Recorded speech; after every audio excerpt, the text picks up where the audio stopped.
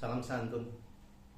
Baru saja lihat di YouTube ya. Jadi rencana dari Pak Presiden Prabowo tentang kendaraan operasional para menteri harus pakai produk dalam negeri karya anak bangsa yang 70%-nya memang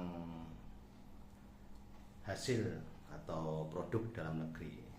Jos. Itu. Jadi kalau memang mau berinovasi, mau menjadi negara ini maju, memang harus seperti itu. Supaya warga sebisa mungkin pakai produk dalam negeri ya. Gitu. Syukur-syukur tuh nanti kalau dipasarkan bisa bersaing harganya dengan LCGC ya. Jadi mobil Pindad ini ada yang seharga atau bisa bersaing dengan LCGC, dan untuk spare part maupun perawatannya juga ready di setiap kota ya. Itu mungkin nanti malah bagus, itu bisa merekrut banyak tenaga kerja ya, karena juga di pabriknya produksinya kan kalau harganya bisa bersaing dan kualitasnya juga bisa mumpuni, pasti warga lebih suka karya anak bangsa. Jadi spare part tersedia, terus perawatan, jadi bengkel perawatannya juga ada ya, seperti Daihatsu, Honda dan sebagainya. Itu kan ada dealer sama bengkelnya sama perawatannya. Begitu juga mungkin Bapak Prabowo bisa itu kalau mau ya, karena juga tak lihat kemarin tuh demo para buruh ya, yang mengatakan para buruh sebetulnya bukan buruh ya, seorang karyawan tapi eselonnya atau tingkatnya di bawah, jadi mungkin dia lebih senang menyebutnya buruh. Itu. Jadi produk dari masing-masing teman-teman buruh ini di pabriknya itu bisa dipersaingkan ya, dengan daripada beli online ya, mending beli karya teman sendiri. Nah di situ nanti uang ini berputar ya, berputar untuk menggaji, untuk kesejahteraan juga para teman-teman buruh ini. Itu kalau merasa ya, jadi sebisa mungkin selisih dikit lah, misalkan produk dalam negeri misalkan baju gini nih ya, kalau di sini misalkan 25.000, kalau online dari luar negeri 20.000, selisih 5.000, tapi kan nanti kembalinya ke kita, ke ke kesejahteraannya teman-teman, itu lebih bagus lagi. Jadi saya kemarin juga gitu Pak, seandainya ada pemikiran seperti itu, jadi misalkan dari pabrik sepatu gitu, nunjukkan ke teman-temannya yang di aliansi buruh tadi, ini loh ada produk sepatu baru, kuatnya seperti ini, modelnya seperti ini. Nah, nanti bisa dibandingkan sama yang di sana, yang dari Cina ya misalnya ya, dari Cina itu misalkan dari Cina tapi yang memang murah. Kemarin aku coba beli dari Cina yang lewat TikTok itu 70.000 itu gini, bener, cuman dia alas kakinya itu nggak ada, jadi kalau dipakai itu berkeringat di kaki, di telapak kaki ya, tapi produknya bagus, press-pressannya, lem pressnya itu memang bagus. Jadi bagaimana pabrik dalam negeri ini bisa bersaing harga juga kualitas, itu yang harus dipikirkan dulu. Dan di situ nanti karyawannya juga harus bisa memasarkan, bersaing dengan produk di Cina. Nah untuk para teman-teman karyawan ini ya, yang mengatakan para buruh itu ya, harusnya juga mau dong ya, misalkan selisih 10.000, 15.000, jadi misalkan sepatu yang sama kualitasnya ya, dengan yang di TikTok 70.000, misalkan produknya teman sendiri dari Indonesia sini 100.000, yuk belilah ya, karena itu nanti juga kembali ke untuk kesejahteraan teman-teman sendiri. Nah, nanti kalau itu pabriknya terus beroperasi, terus berproduksi ya, itu nanti akan menyerap tenaga kerja untuk kedepannya. Kan ada yang pensiun, berarti pabrik ini masih solid berdiri, masih tetap berproduksi. Nah, nanti anak-anak kita ini bisa masuk jadi tenaga kerja, melanjutkan ibu dan bapaknya yang pensiun, meskipun nanti harus lewat tes ya, atau mungkin juga kalau padat karya tanpa tes bisa, saya kira ya, selama putra dan putri dari karyawan ini dipandang mampu untuk bekerja ya, istilahnya penerus, generasi penerus. Jadi seperti itu.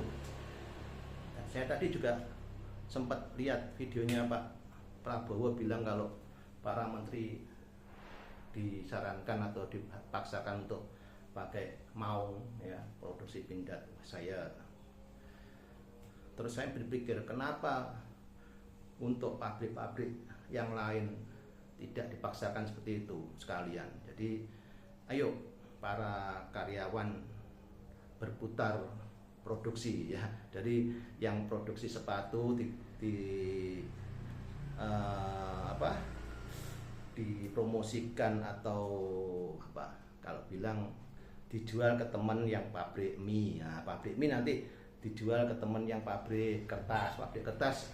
Nanti mungkin kalau pabrik kertas nggak bisa ya, harus ke pabrik lain ya, mungkin ya, untuk kardus, untuk itu namanya, bungkus nasi itu nggak mungkin ya kalau pabrik kertas.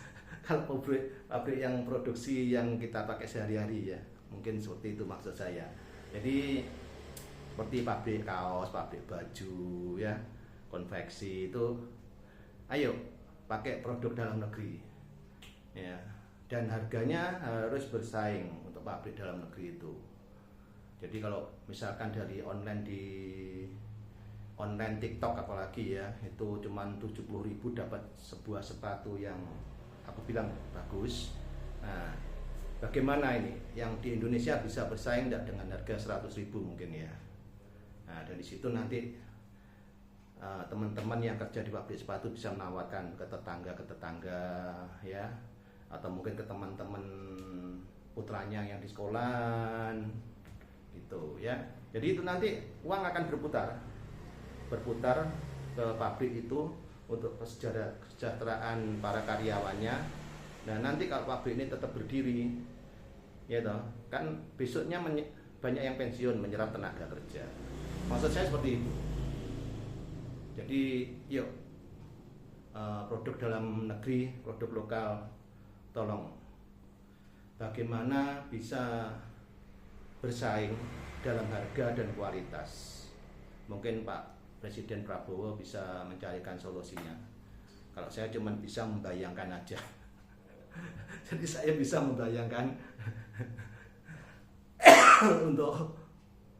untuk yang lebih berkompeten harus memikirkan hal ini ya.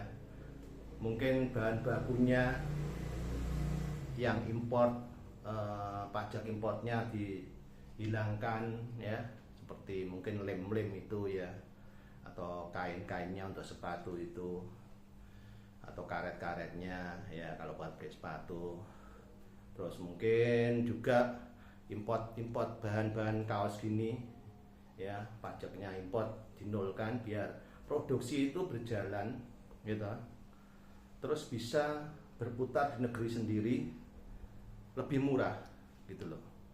Nah, kalau bisa seperti itu kan lapangan kerja terus berputar, kan pabrik ini tetap berdiri. Jadi lapangan kerja atau kesempatan bekerja untuk anak dan cucu kita itu terus ada, karena pabrik ini tetap berdiri, eksis, dan tetap bisa menjual hasil produknya ke para konsumen, khususnya di negeri sendiri. Jadi untuk produk impor ya, seperti tadi wacananya kan mau dikurangi ya. Jadi produk dalam negeri ini digenjot produksinya, kualitasnya, harganya harus bisa bersaing.